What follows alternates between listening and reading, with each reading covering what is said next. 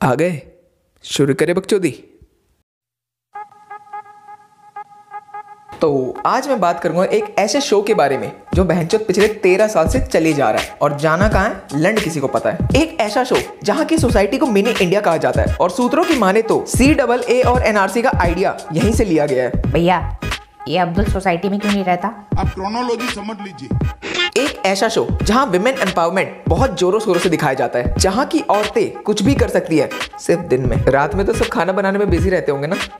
एक ऐसा शो जहां एक्स्ट्रा मैरिटल अफेयर की नाकाम कोशिश करना कोई बुरी बात नहीं है। एक ऐसा शो जहां हर फेस्टिवल बड़े ही धूमधाम से मनाया जाता है। सारे कैरेक्टर्स ओकेजन के हिसाब से कपड़े पहनते हैं। लेकिन मुझे कोई ये बताओ बहनचोद, इनका कंट्रीब्यूशन कितना होता होगा चंदे में भाई? क्योंकि मैं 500 रुपए चंदा में देने के बाद भी भंडारे में 4 पूड़ी एक्स्ट्रा मांग लूं तो सामने वाले की गांड ज्वालामुखी बन जाती है। साफ साफ चूतिया बनाते हैं साले। और तो और एक बार फेस्टिवल में पहने हुए कपड़े ये लोग वापस नहीं पहनते। कुछ तो रियल दिखाओ बहनचोद। असलियत में कच्चे बनियान तक फटने के बाद भी पहनते रहते हैं। एक ऐसा शो, छोड़ो बाकी बातें इंट्रो के बाद।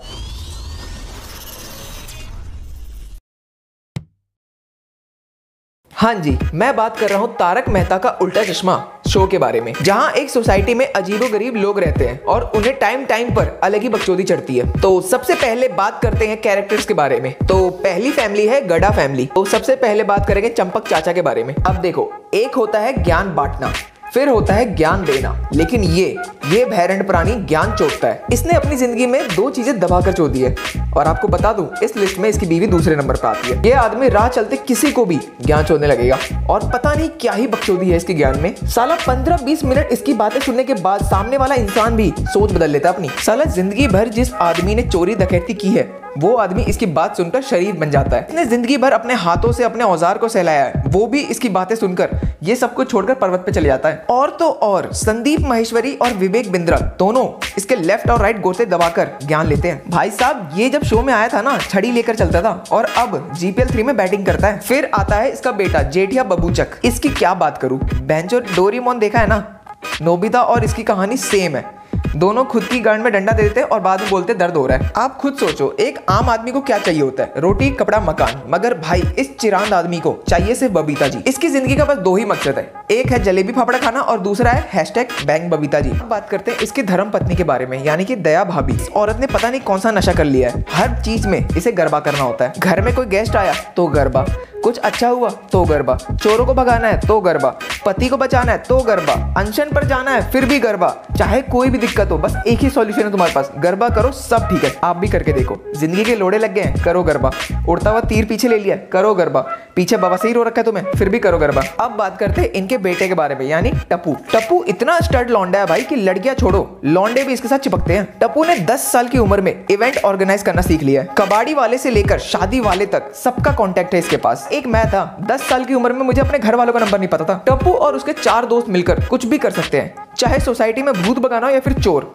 टप्पू सेना हर चीज कर सकती है। अब बात करते हैं और दूसरे कैरेक्टर्स के बारे में। तो ये है भिंडी मास्टर। ये आदमी आज भी नॉस्टैल्जिया में जी रहा है। कहने को तो ये सेक्रेटरी है सोसाइटी का, तो दिन भर मेंटेनेंस का चेक मांगता रहता है और साथ में ट्यूशन टीचर भी है, तो लगे रहता है किसी न किसी के उंगली करने में। इस आदमी की हरकतें देखकर आपको किसी न किसी अपने लोड़ू पड़ोसी की याद जरूर आएगी, और याद आएगी कैसे किसी पड़ोसी ने तुम्हारे भी लोड़े लगवाए। फिर आती है इसकी वाइफ मिसेस भिंडी। ये रहे या ना रहे घंटा फर्क पड़ता है, बेचारी लगी रहती है अपना अचार पापड़ बनाने में। अब आती है इसकी बेटी सोनू, जो कि है तो टॉपर मगर टप्पू जैसे बकचोद की दीवानी है। कितना गलत दिखाते हैं साले। यार मैं और मेरे दोस्त भी बकचोद है, लेकिन आज तक हम लोग को किसी लड़की ने पलट के नहीं देखा। एक्चुअली देखा था, पलट कर 4 गाली देने के लिए। इस शो में सोनू को 3 बार बदला जा चुका है, मगर इसके माँ बाप को घंटा फर्क पड़ता है। फिर आती है सोडी फैमिली। यहाँ एक बाप है जो पहले दारू के नशे किया करता था, फिर बीच में बीमार पड़ा, कुपोषित हुआ, फिर ठीक हुआ, लेकिन अब तो बहनचोद आटे को कोकेन समझकर नाक से खींच रहा है। एक बार गौर से देखो इसको, ये कैसा सोडी है भाई? मिसेस सोडी तुम सही से बताओ, तुमने सही में इस चर्ची से लव मैरिज किया था? मिसेस सोडी का भी उतना ही रोल है जितना मिसेस भिंडी का था, मतलब कोई फर्क नहीं पड़ता। और एक बच्चा भी है जो अभी भी उतना ही चूतिया है जितना वो पहले था। 1 मिनट, मैं अपनी बात नहीं कर रहा यहाँ पे, मैं गोगी की बात कर रहा हूँ। साला बाप गांडू, बेटा महागांडू। फिर आती है हाथी फैमिली। इस पूरी फैमिली का कोई मेजर रोल नहीं है, बस फैट शेविंग करने के लिए तीनों को रख लिया।